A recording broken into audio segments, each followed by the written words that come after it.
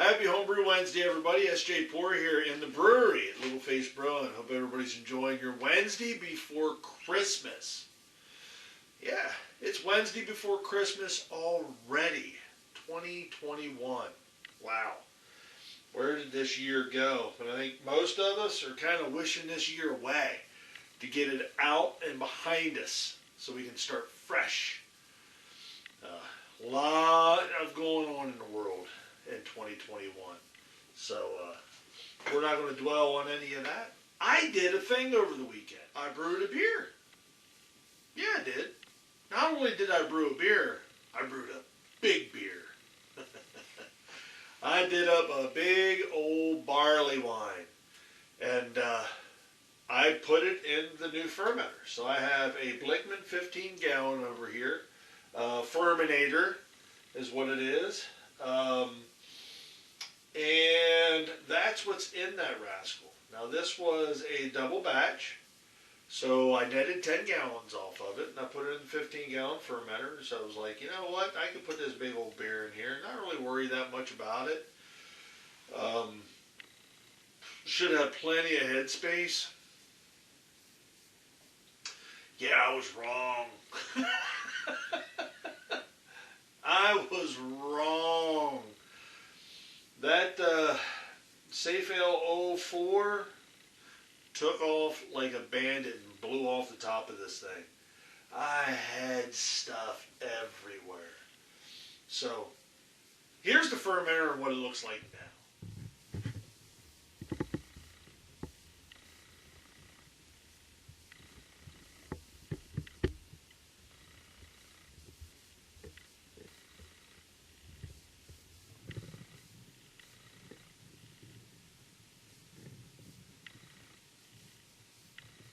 So that's all cleaned up, and that's right now. Just did a quick shot of it over here so you can see it was all over the whiteboard. It was up onto the ceiling on the bench that I have it sitting on.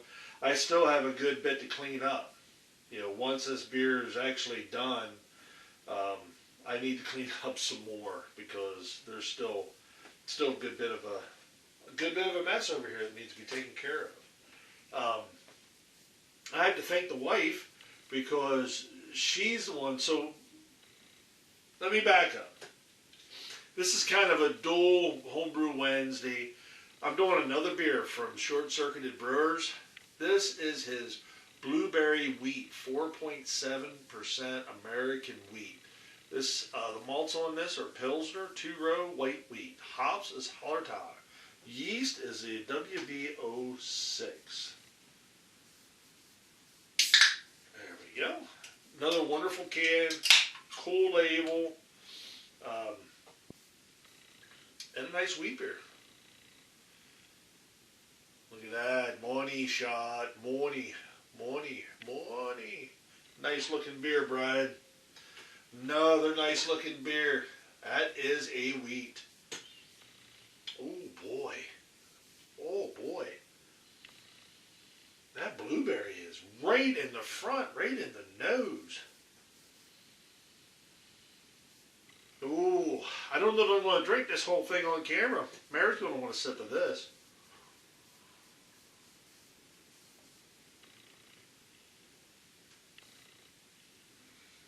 Oh, yeah.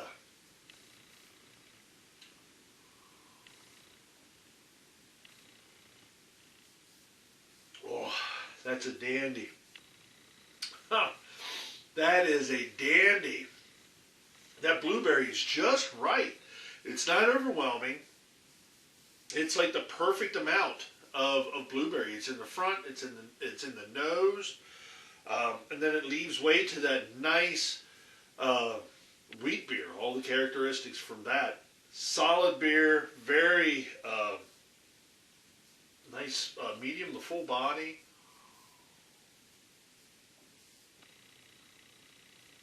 That's an easy drinker.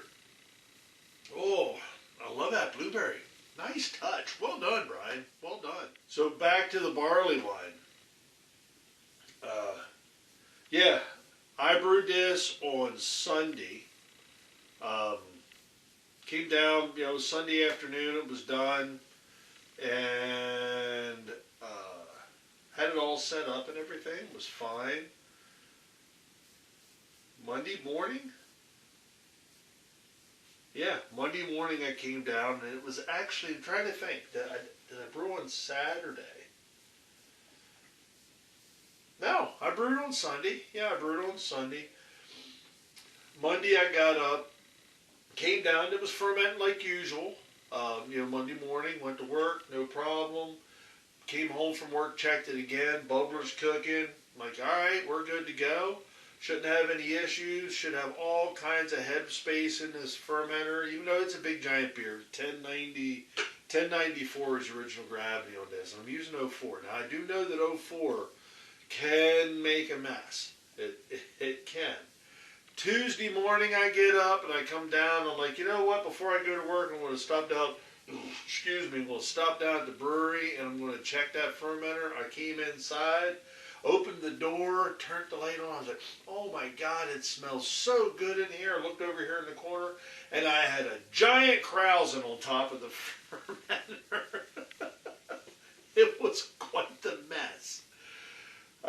So I panicked. So real quick, I'm going through and I cleaned it up some.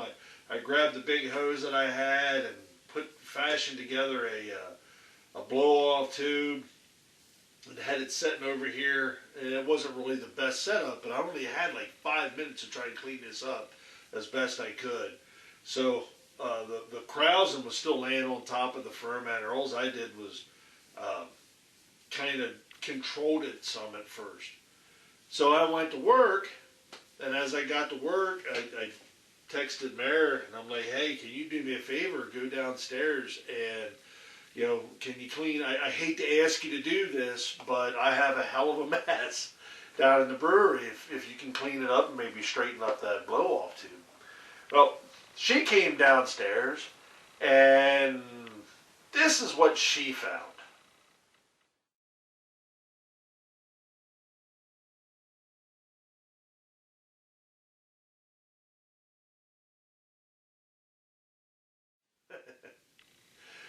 So yeah, that's what she found. There was still a good bit of krausen laying on top, as you can see from the pictures. She went through and she did a pretty good job. She cleaned 99% of it up. I have about 1% to clean up, the walls and the bench down here. Then I've got a lot of work to do to the top of the fermenter because it's cruddy. It's pretty well cruddy. And she set up the bubbler okay. The only problem was the way it was setting with just in the pitcher of sanitizer is every time it would build up and do that big, how when you use a blow-off tube and it really builds up pressure and then it's like, and it goes like that. Well, it would move the hose and then it would pop out of the bung, the top of the fermenter. So I'm like, all right, all I did is I took a rag and I tied it fast to the top of the pitcher, held her steady, and it's been that way ever since. She's still plugging away. So we're actually getting to a point now where I can, I'm going to let this go probably, tomorrow when I get home from work. I'll clean some more of the top of this guy off and I'll put another bubbler on there that can handle, what's going on. Because we're kind of past the giant fermentation part right now. And we're kind of to just regular fermentation. I do have a thermo temperature probe inside this fermenter, and which is nice. And I have the little heater here, and I kind of set it up to where I'm like, I should be able to maintain a decent fermentation temperature in here for these. And I think the highest I got was 74. I'm okay with that. That shouldn't have hurt that yeast at all. Shouldn't have stressed it or anything like that. It should be fine. So yeah, that was the barley wine explosion. First go around with this fermenter.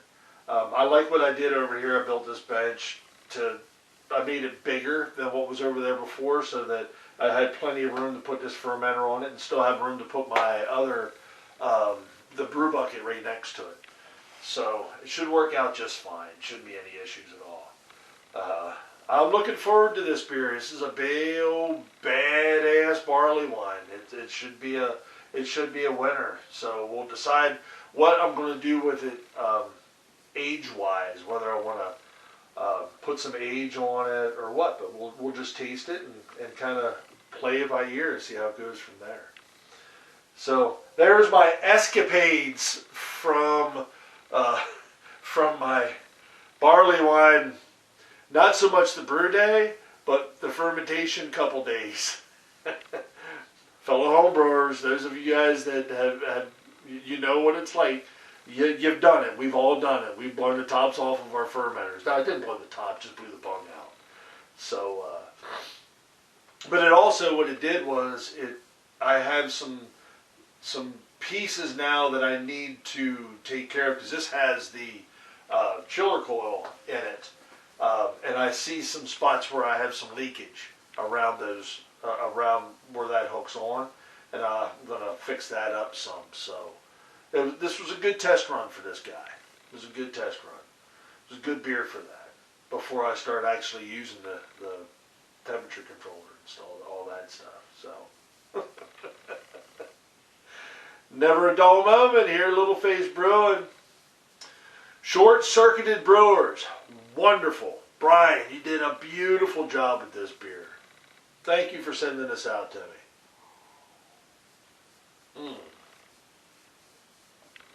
I gotta save some for Mary to try. That is really good. That's it. This is my Homebrew Wednesday for this week. Might actually be, no, I'll be able to get one more in before the end of the year. So Homebrew Wednesday, the Wednesday before Christmas. This is Sjporr, Little Face Brewing. Enjoy the fruits of your labor, folks. Brew beer. Brew wonderful beer. Cheers.